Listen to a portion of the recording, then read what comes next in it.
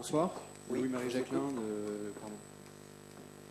de la société Enea Consulting. En fait, je voulais savoir, je rebondis sur Total, parce que Total, visiblement, n'est pas une entreprise sociale. Un calcul rapidement qui font, en gros, ils donnent 1 pour 1000 de leurs bénéfices pour cette fondation. Est-ce qu'il y a un degré ou un pourcentage des bénéfices à partir duquel on peut considérer que l'entreprise devient une entreprise sociale? Oui, enfin, on ne va pas donner des chiffres, mais c'est majoritairement réinvesti, c'est-à-dire on est en lucrativité limitée. Disons que si vous voulez, quand on discutait au moment où on a défini les critères avec les membres du MOVE, ou du MOVES, je ne sais jamais ce qu'il faut dire, donc on était une petite dizaine à réfléchir à la définition qu'on pourrait proposer aux adhérents. On s'est demandé s'il fallait mettre un pourcentage.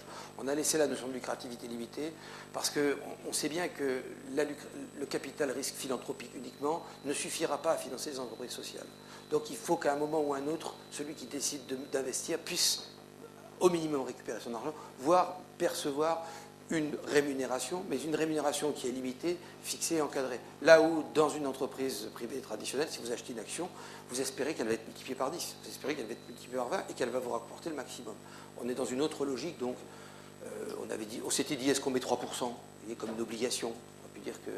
Mais on pourrait créer des outils financiers, là les pouvoirs publics pourraient créer des outils financiers, des titres, un peu comme des titres participatifs, hein, mais qui rapporterait, alors je ne suis pas suffisamment spécialiste des questions de banque, il y a peut-être des banquiers dans la pièce, ou des spécialistes de la finance, mais quelque chose qui serait un outil dont le revenu serait fixé à l'avance, mis à disposition, et qui permettrait de répondre à votre question. Mais Total n'est en aucun cas une entreprise sociale, au sens où nous l'entendons là, parce que, comment s'appelle-t-il, Friedman vous dirait que toutes les entreprises sont sociales. Friedman, c'est ça. Donc c'est pour ça qu'on s'est efforcé de définir ce qu'était l'entrepreneuriat social. Avise a une définition, Ashoka a une définition, l'OCDE a une définition, EMS a une définition. C'est des critères, des faisceaux de critères.